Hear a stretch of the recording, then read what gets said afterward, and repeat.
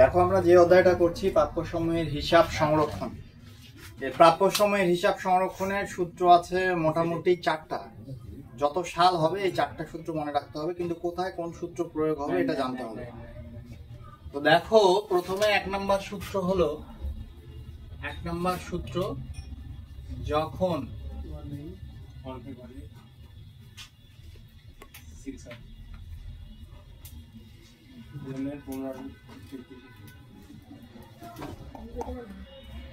পূর্ববর্তী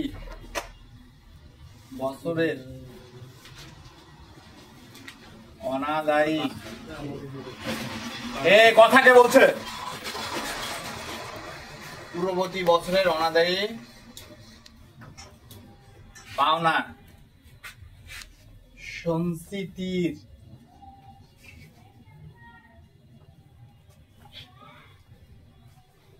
জের থাকে। আর এই 1 নম্বরই আবার যখন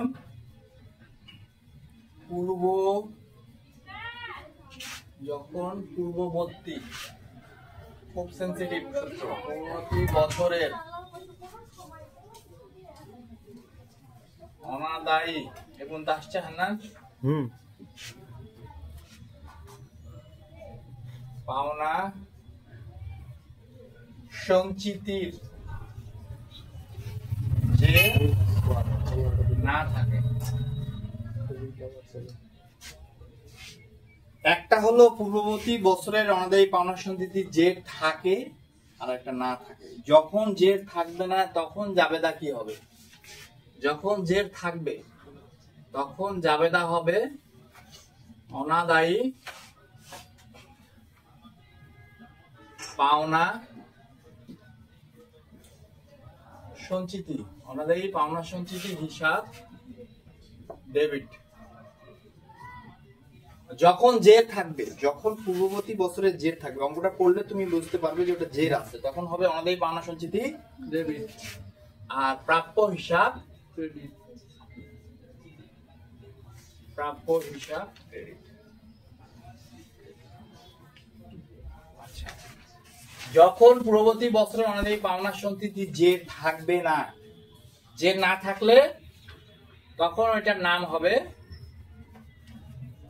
অনাদায়ী পাওনা, তখন জাবেদা হবে অনাদায়ী পাওনা হিসাব ডেবিট।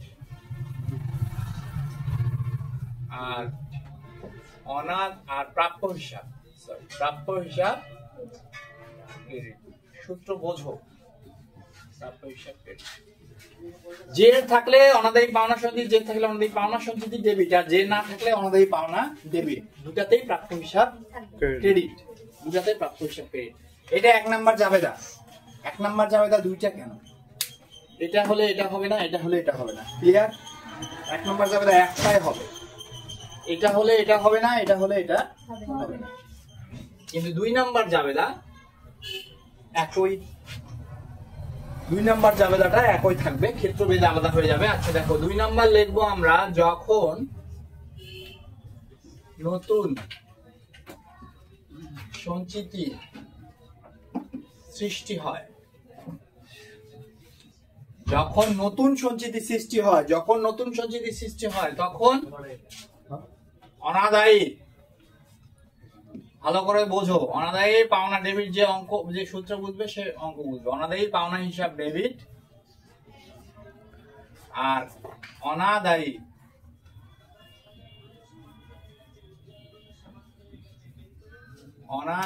পাওনা সঞ্চিতি হিসাব ক্রেডিট।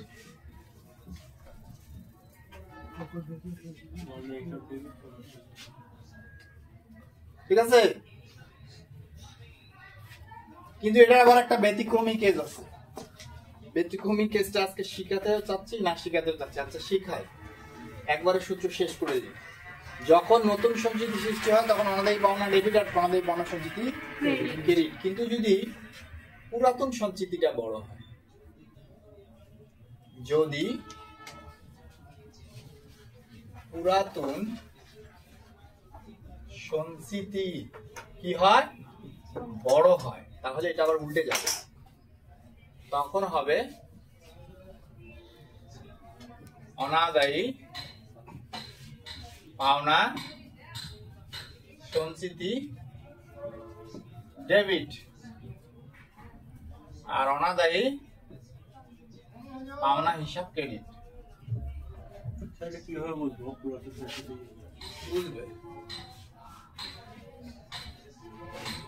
বোঝা যাবে। একটা জাবেদা এখান থেকে দুটার মধ্যে একটা হবে, 2 নাম্বার এটা হবে। এটা হলো এটার ব্যতিক্রমী কেস। এটা কিন্তু জাবেদা না। এটা হলে এটা হবে না, এটা হলে এটা হবে না। ক্লিয়ার, বুঝতে পারছো? যখন আমাদের নতুন, আমরা যখন পুরাতন সঞ্চিতি বড় হবে তখন এই জাবেদাটা হবে না। কোন জাবেদাটা হবে? 2 নাম্বারে, তখন এটা ঢুকবে। বুঝতে পারছো? আচ্ছা, এবার 3 নাম্বার জাবেদা দেখো। যখন একেবারে সব সূত্র দিয়ে দিচ্ছি, যখন অনাদায়ী পাওনা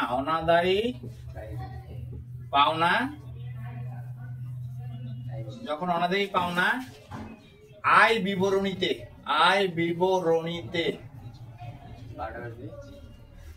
স্থানান্তর করা হয়। কোথায় স্থানান্তর করবো? আয় বিবরণীতে। তখন অনাদায়ী পাওনা ডেবিট, একটু বড় করে নিও, হয় না? অনাদায়ী পাওনা ডেবিট, না হলে দেখা যাবে না, ছোট লেখা।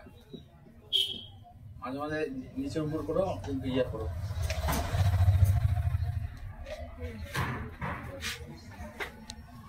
আয় বিবরণী ডেবিট, আর অনাদায়ী পাওনা হিসাব ক্রেডিট। অনাদায়ী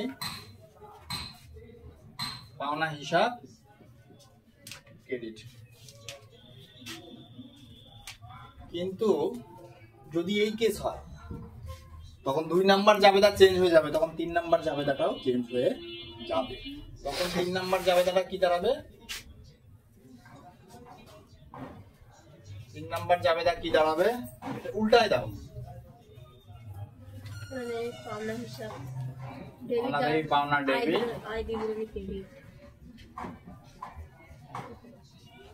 আর আয় বিবরণী। বহুত কাহিনী আছে, এগুলো বইগুলা 2-3 বার করে ভুল করে তারপর আবার ঠিক করছে। যে সঠিক নিয়মে অঙ্ক জানবে না সে করবে না, হকের মতো বই এটা ভুল করবে। তাহলে আমাদের দেখো এটা